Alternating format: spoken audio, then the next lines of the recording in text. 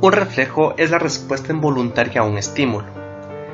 Para que se produzca este debe existir la siguiente estructura: un órgano receptor, una neurona aferente, una neurona eferente y un órgano efector.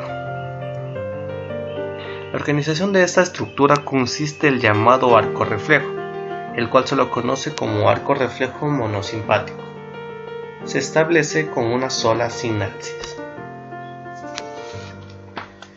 La ley de la inervación recíproca es posible explicarla de la siguiente manera.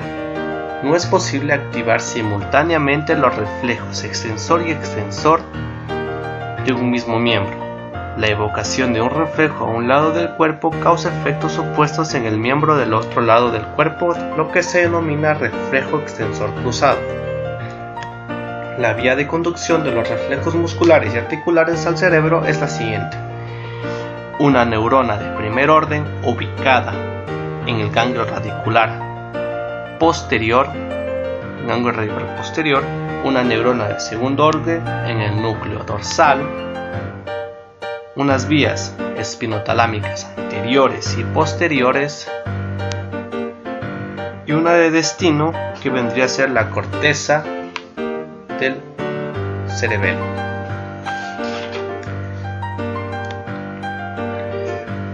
Dentro de la técnica de percusión, el estímulo aplicado, la percusión del tendón o del relieve óseo, debe ser brusco, breve y preciso. Se efectúa con el martillo de reflejos percutiendo directamente sobre la piel con que cubre las estructuras en cuestión, o bien el explorador puede interponer su dedo índice y percutir sobre él. El estímulo de preferencia debe ser único y se repetirá según necesidad luego de unos segundos, evitando así el periodo refractario del reflejo. El músculo para explorar tiene que estar suficientemente relajado. El paciente debe ubicarse en una postura cómoda, en un ambiente tranquilo y con una temperatura agradable. Para las personas que no pueden relajarse se puede utilizar la maniobra de Henderson. Se le pide al paciente que enganche entre sí los dedos de ambas manos y tire en sentido contrario, manteniendo un diálogo o bien solicitándole que efectúe un cálculo matemático simple o recite una serie de dígitos.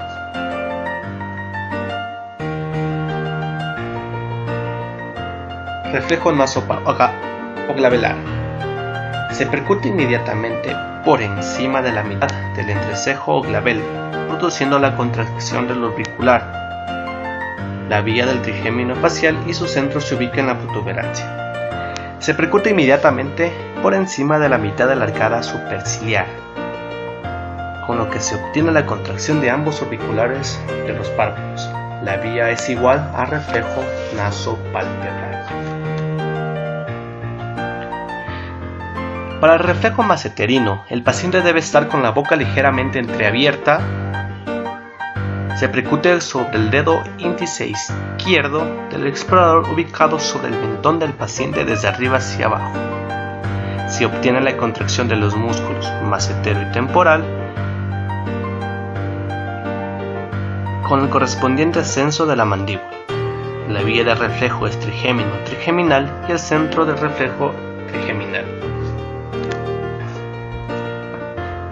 Para el reflejo bicipital se va a colocar el miembro superior en semiflexión y con supinación, reposando sobre la mano izquierda del explorador.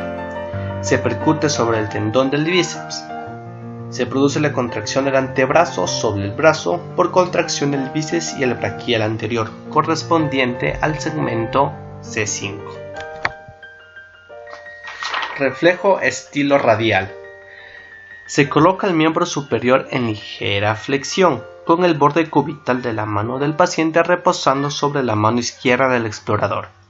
Se percute sobre la apófisis estiloides del radio, en la que se inserta el tendón del supinador largo. Se produce flexión del antebrazo sobre el brazo, ligera flexión de los dedos y de la muñeca y discreta supinación, correspondiente al segmento C5-C6. Reflejo tricipital. Vamos a colocar horizontalmente el brazo del paciente de tal modo que descanse sobre la mano del explorador y el antebrazo penda verticalmente. Se percute el tendón del tríceps. Se va a obtener la extensión del brazo por la contracción del tríceps correspondiente a los segmentos C6 y C7. Reflejo cúbito pronador. Vamos a ubicar el antebrazo ligeramente flexionado, en supinación con la mano descansando sobre el muslo o una superficie firme. Se percute la porción inferior del cúbito inmediatamente por encima de la apófisis estiloides. Se produce la pronación del antebrazo y una ligera aducción correspondiente al segmento C8. Reflejo rotuliano. Vamos a ubicar el paciente sentado sobre el borde de la camilla con las piernas pendiendo verticalmente y se percute sobre el tendón rotuliano.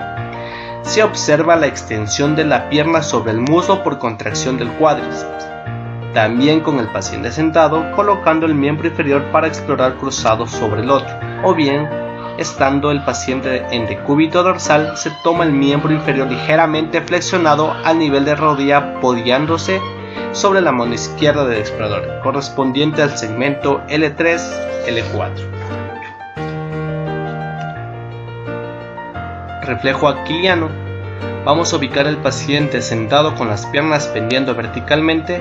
Se toma su pie con la mano izquierda flexionando ligeramente y se percute el tendón de Aquiles. Se produce la extensión del pie sobre la pierna por contracción de los gemelos y el sóleo. También se puede obtener haciendo arrodillar al paciente sobre el borde de la camilla con los pies hacia afuera y después de flexionar ligeramente el pie se percute el tendón de Aquiles, o bien con el paciente en decúbito dorsal se coloca la pierna flexionada al nivel de la rodilla apoyada sobre la otra pierna que se haya extendida y tras flexionar ligeramente el pie se produce a percutir el tendón de Aquiles.